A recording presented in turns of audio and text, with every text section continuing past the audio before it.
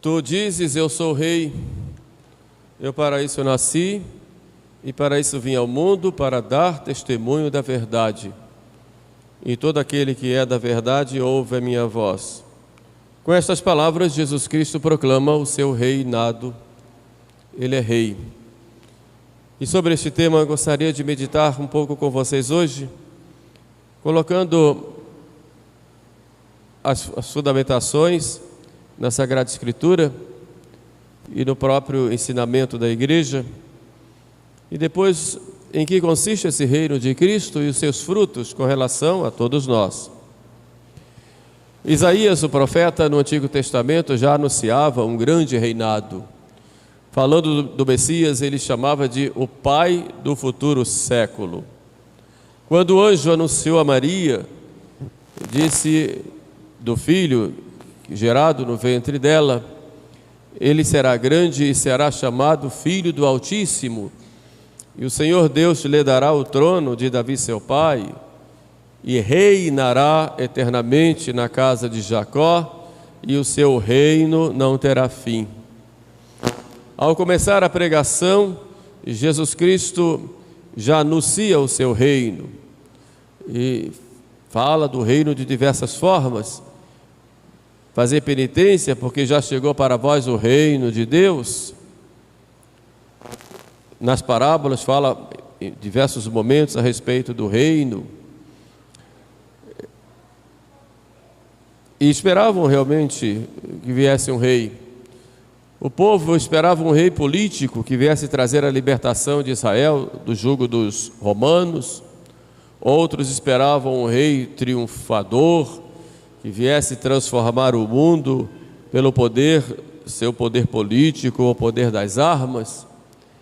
Mas é exatamente ali na cruz que Jesus Cristo vai mostrar o seu reinado. E ele fala do reino e da importância de estarmos neste reino. E quando nos ensina a rezar, ele diz para nós falarmos ao Pai: venha a nós o vosso reino. E ele está ali, subindo ao céu, e fala exatamente desse reino. Todo o poder me foi dado no céu e na terra, ide pelo mundo inteiro e fazei de todos discípulos meus. Sempre falando do reino. Mas em que consiste esse reino de Jesus? É, em primeiro lugar, um reino espiritual. Um reino que, para entramos pela fé e entramos pela conversão. Fazei de todos discípulos meus e batizai em nome do Pai, do Filho e do Espírito Santo. Fazei penitência, é um reino de penitência. É um reino que transforma o coração do homem, como nós vemos nas bem-aventuranças. Bem-aventurados os pobres de espírito, porque deles é o reino dos céus. Bem-aventurados os que choram aí as lágrimas dos seus pecados e as maldades do mundo. Bem-aventurados os puros de coração, porque verão a Deus. Bem-aventurados os pacíficos, os que promovem a paz, porque serão chamados filhos de Deus. Bem-aventurados os que amam e promovem a justiça, porque deles é o reino dos céus. De modo que o reino de Cristo é, em primeiro lugar, um reino espiritual que transforma o coração do homem para fazer do homem no homem a comunhão com Deus. É o reino que nos leva a essa comunhão íntima com Deus nosso Senhor, pelo seu Filho Jesus Cristo, no Espírito Santo. É um reino que exige renúncias, que exige sacrifícios, que exige, como disse, uma verdadeira conversão que nos leva à santificação. É um reino que começa aqui na terra, mas que não tem a sua força provinda das coisas desse mundo. Embora comece aqui neste mundo, o reino de Cristo é um reino de santidade, de vida, de amor, de paz, e que tem a sua plenitude na vida eterna. Esse é o reino de Jesus. Quando se fala do reino hoje, nem se coloca o nome de Jesus, fala do reino, uma espécie de paraíso aqui na terra, um paraíso ecológico, um paraíso que se fala de paz, sem Jesus Cristo e muitas vezes sem o próprio Deus.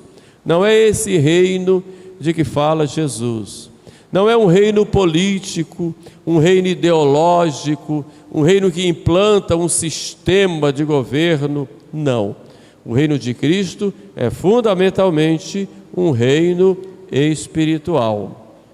Mas nós estamos aqui na terra, nós somos corpo e alma, vivemos aqui também em sociedade, e uma vez transformando o coração do homem, este reino de Cristo é também um reino temporal, ou seja, um reino para as coisas do mundo.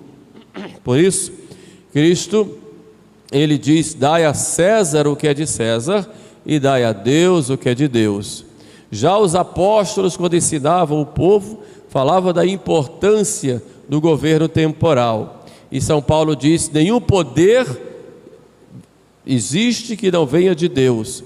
E o próprio poder de Pilatos de condenar Jesus, Jesus disse, foi dado para ele do alto. Portanto, nós temos necessidades das autoridades aqui na terra, temos necessidades das nossas diversas atividades enquanto estamos aqui no mundo. Esse reino de Cristo é um reino também temporal, ou seja, é um reino que se faz presente e que tem também, na medida do tempo, a sua plenitude própria aqui na terra, naquilo que diz respeito às coisas do mundo. Por isso, a igreja, ela sempre na sua doutrina social, mostrou como é esse reino de Cristo. Mostra, por exemplo, quando a igreja condena o comunismo, que faz do homem um escravo e coloca o homem embaixo de uma ideologia em que o Estado se torna um Deus, e a igreja condena, onde tira a liberdade do homem, mas também condena o capitalismo agressivo e fundamentalista, que coloca o seu Deus no lucro e pouco se importando com o ser humano, que se torna muitas vezes objeto. O que importa é o lucro que ele pode dar, um endeusamento do dinheiro. Isso também a igreja condena, porque a igreja é pelo reinado de Cristo. E o reinado de Cristo tem valores, e traz os valores do Evangelho para nós, os valores da caridade, os valores da justiça, os valores da dignidade do ser humano como imagem de Deus, os valores da dignidade e da grandeza da família, como a própria Trindade aqui na terra, como uma igreja doméstica, os valores da vida social, no sentido de que os homens devem buscar viver a caridade uns com os outros, para que todos tenham o necessário para viver. Ou seja, esse reino de Cristo, ele acontece, ele é um reino não só para o espiritual, mas também para o temporal. Quando os inimigos da igreja querem persegui-la, aceitam que a igreja possa até ter o seu reino aqui dentro, mas que não tenha nenhuma dimensão fora. É o chamado secularismo em que nós vivemos, em que não possa haver nenhuma influência cristã na vida pública, e em nome de um Estado que se diz laico e que na verdade é laicista, prescinde exatamente da lei de Deus, podendo cada um fazer o que quiser e sem Deus. Ou seja, não podemos ter Jesus na vida pública.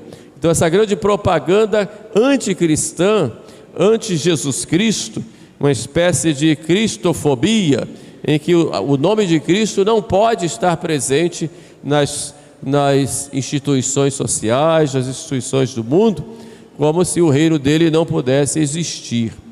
Na verdade, Cristo é rei não só espiritual, mas é rei também temporal.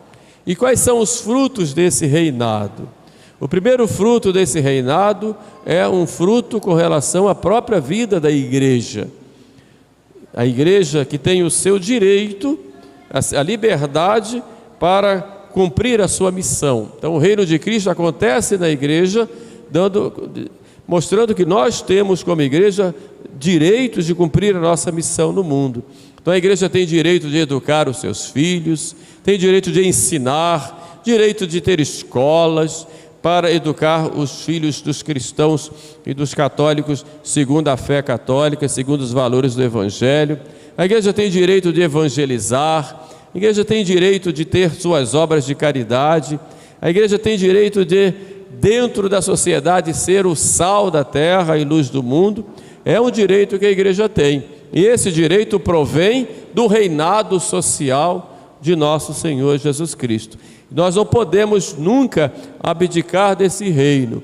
Podemos, como igreja, sermos massacrados pela sociedade, massacrados até pelos diversos sistemas, porém, nunca podemos abrir mão do direito que nós temos de conduzir nossas almas para o céu. Não podemos abrir mão de maneira nenhuma de pregarmos a nossa fé, mesmo que nos persigam, mesmo que digam que nossa doutrina não é politicamente correta, mas nós temos o direito de dizer o que é certo, o que é errado, o que é pecado, o que não é pecado, mesmo que tenhamos perseguições por causa disso. A igreja não pode abrir mão de pregar a sua doutrina, é um direito nosso, um direito do reinado de Jesus Cristo. E nós seguimos isso com amor, mas seguimos também com firmeza. Está chegando o tempo em que esse direito está sendo cerceado em muitos lugares, em que nós, se dissermos que uma coisa é pecado, nós podemos até ser perseguidos como pessoas que estão discriminando umas às outras. Isso não é correto, porque é um direito da igreja implantar o reinado social de nosso Senhor e, sobretudo, de ensinarmos a nós, os nossos jovens, nossos filhos, formarmos nossas famílias. É um direito que a igreja tem, que provém desse reinado de nosso Senhor. Também é um direito dos fiéis se associarem, e nessas associações que os fiéis têm, poderem propagar o reinado de Jesus Cristo. Propagar com amor, propagar com a pregação, mas sobretudo propagar com a caridade, com o testemunho. Mas é um direito dos fiéis que provém exatamente desse reinado de nosso Senhor. Os fiéis têm esse direito de se associarem para divulgar e viver essa doutrina de Jesus Cristo. Então o reino de Cristo tem esse primeiro fruto, que é um fruto para a igreja. Mas tem um outro fruto, que é um fruto também para a sociedade civil. Então, Jesus tem a primazia, não só entre nós, mas Jesus tem a primazia no mundo inteiro. E nós temos que defender esse direito de Jesus, de ter a primazia. Isso São Paulo nos diz, e em tudo ele tem a primazia. Todo o poder me foi dado no céu e na terra. Então ele tem poder sobre a economia, poder sobre a educação, poder sobre os meios de comunicação, poder sobre as relações sociais, poder sobre os governos, os sistemas de governo. Jesus é o rei de tudo. E o padre dizer isso no século 21 parece uma coisa de outro mundo, mas é a realidade. E esse reino que foi tomado de Jesus.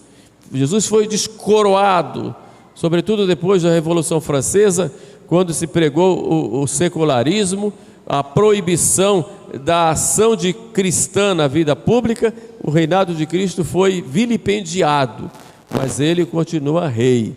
E nós somos súditos desse reino.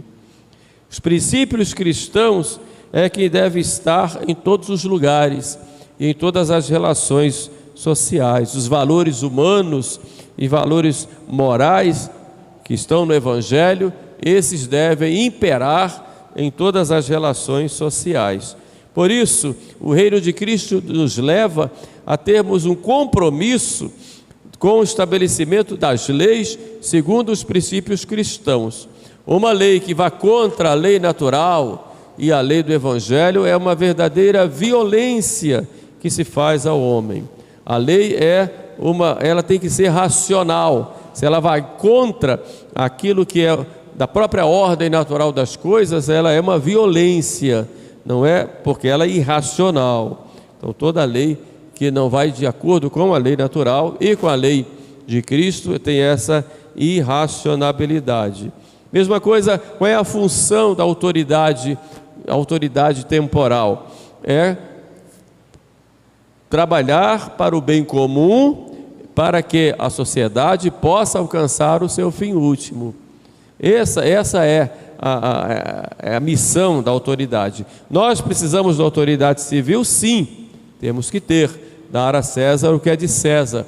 Porém, a autoridade civil, ela tem essa missão de conduzir os homens no bem comum para alcançar o seu fim último, que é Deus. Essa é a missão da sociedade civil naquilo que diz respeito às coisas temporais.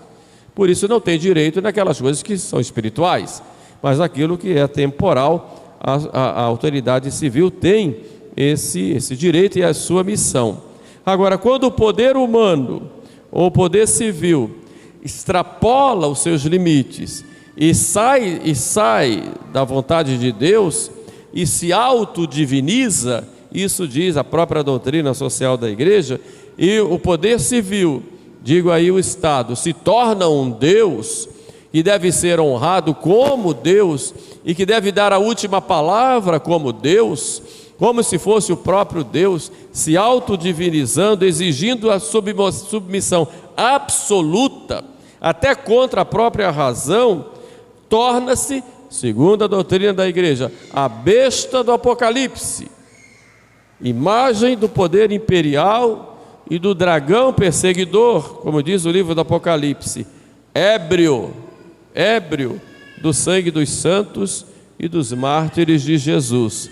Por isso, dar a Deus o que é de Deus, dar a César o que é de César, dentro cada um dos limites. Deus é para todos e César tem suas finalidades que deve estar a serviço da lei de Deus. Então, o reinado social de Cristo ordena todas as coisas para que em tudo, todas as relações sociais, todas as instituições humanas estejam inspiradas no Evangelho e nos valores cristãos, que são valores que vêm da lei natural também e são valores trazidos por Jesus Cristo.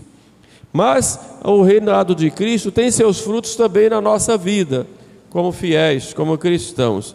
Cristo deve reinar primeiro na nossa inteligência, reinar pela fé que nós temos. Então Cristo deve ser rei aqui na nossa inteligência, rei também na nossa vontade, para que nós obedeçamos em tudo a Ele, rei também no nosso coração, para que nós vivamos o seu amor, reino na nossa vida, para que nossa vida seja pautada no Evangelho, que nos inspira, que nos conduz, e rei também o nosso corpo, que deve ser instrumento de santificação, no homem total. O reino de Cristo faz com que cada um de nós procure imitar Jesus Cristo, nosso Senhor.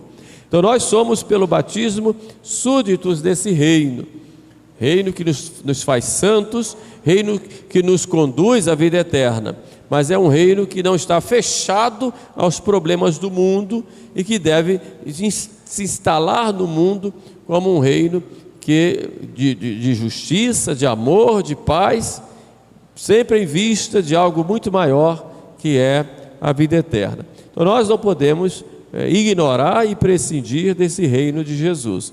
Então quando a igreja ela institui uma festa de Cristo Rei, é para nos chamar a atenção que nós o reconhecemos e que ele é o Rei de todas as coisas, que tem todo o poder, tem toda a primazia, e que nós, como súditos do seu reino, devemos estar dispostos a viver esse reino dentro de nós e espalhar esse reino por toda parte. Na história da igreja nós vamos ver muitos exemplos de pessoas que deram a vida por causa de Jesus. Já no começo, quando era obrigado a oferecer incenso ao imperador ou morrer, os cristãos preferiam a morte. Só que às vezes o imperador mudava de nome, era uma outra coisa, um ídolo. Então o povo preferia morrer do que se entregar à idolatria. E hoje existem muitas idolatrias no mundo, né? E nós temos que ter o cuidado que o nosso rei é Jesus. No início do século 20, 1923, tomou conta lá do México o comunismo de Cáliz e começou a perseguir a igreja. Imagine, os mexicanos, quase 100% de católicos, de repente, por causa da perseguição de Cáliz, tiveram as igrejas todas fechadas e o culto público proibido. E os inimigos de Deus e da igreja querem proibir o culto público e proibir que os fiéis tenham a Eucaristia, tenham os sacramentos.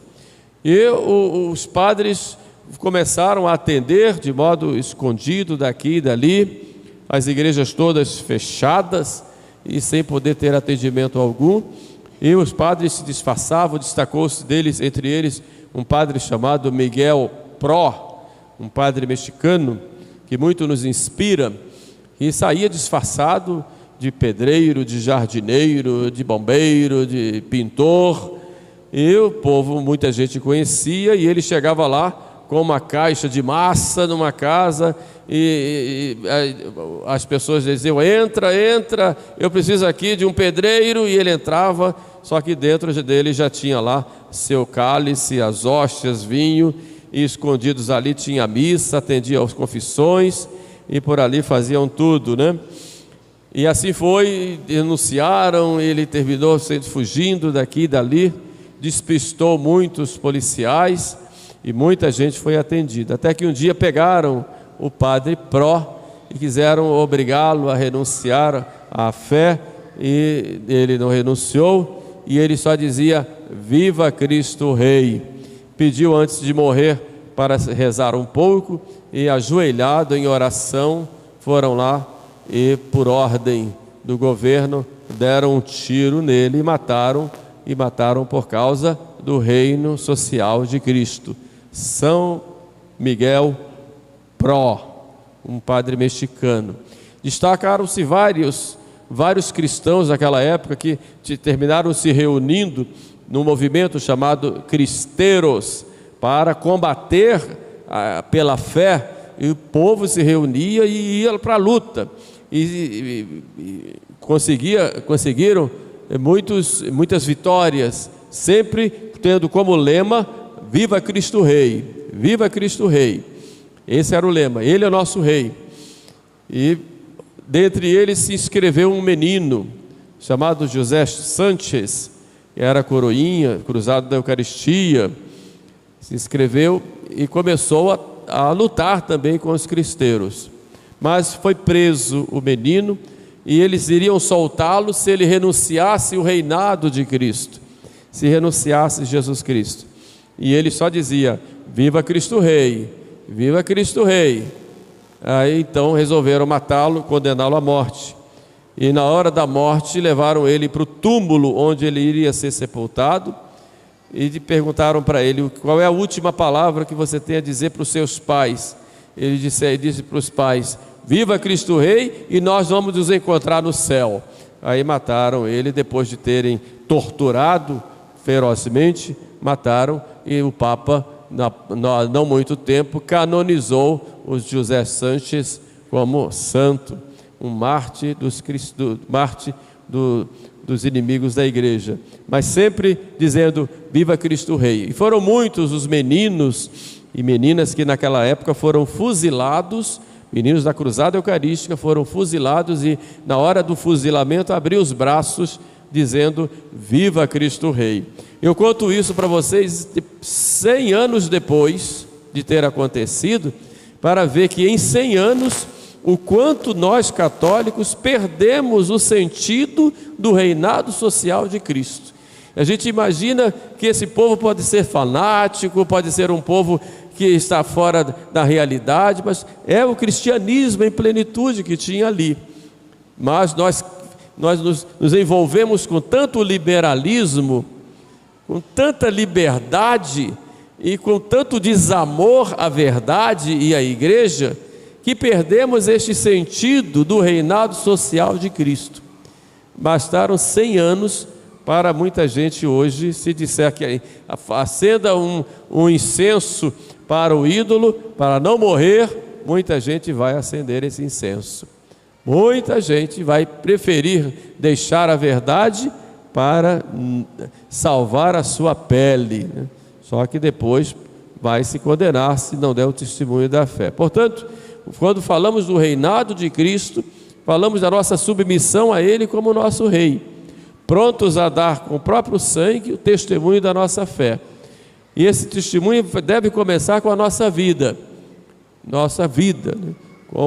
como cristãos, buscando nos alimentar com a sua palavra, com a Eucaristia e dando exemplo de vida entre nós, buscando que Ele reine em todos os lugares. Portanto, na missa de hoje, proclamamos esse reinado de Cristo, pedimos a Nossa Senhora, que é a Rainha, que ela interceda por nós para que tenhamos essa graça, junto a seu Filho, o Rei de todo o universo, um Rei com cruz, mas um Rei que nos leva para o céu, para que possamos, com a sua graça, também nos encaminharmos e prestarmos a homenagem plena e perpétua lá no céu, dizendo e cantando: Viva Cristo Rei! Louvado seja nosso Senhor Jesus Cristo.